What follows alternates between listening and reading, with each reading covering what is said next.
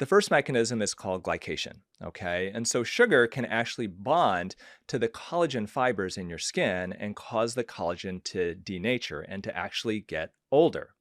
Now, our skin is composed about 70 to 80% of collagen, and that is a part of our skin that causes our skin to feel tight, to feel strong, to look youthful.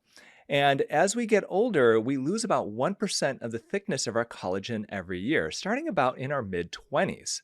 Now, in women who go through menopause, that increases to 2% a year. And so when you look at women, especially, as they get in their 70s and 80s, some of them, their skin gets so tissue paper thin that it could actually tear just from getting scratched. The way I describe collagen, they're like the logs of a log cabin. And when you're young, those logs are nice and strong and they're tight and they're new.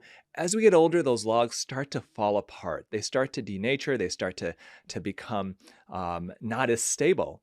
And what sugar does is sugar can come along and it can actually bond then to the collagen fibers, causing those collagen that has already become a bit kinked and starting to fall apart to become even more kinked and to basically prematurely age it.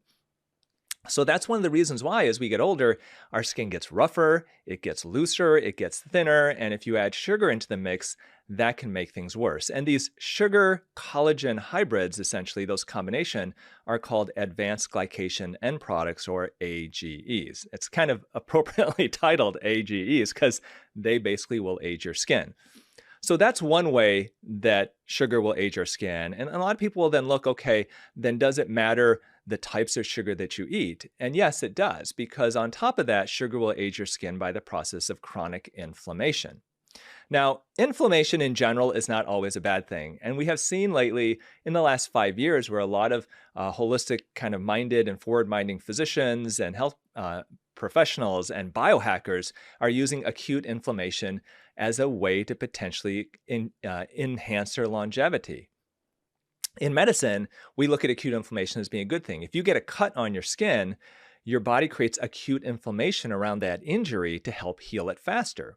When we do laser treatments on our faces or on parts of our body, we're creating acute inflammation, and that can actually enhance or cause that collagen to become tighter and actually more youthful afterwards. But it's the chronic inflammation that can be an issue. And this is something that you've covered in your podcasts and with the information you put out there so well. But when we get chronic spikes of sugar, we get chronic spikes of insulin. Chronic insulin spikes can eventually lead to insulin resistance.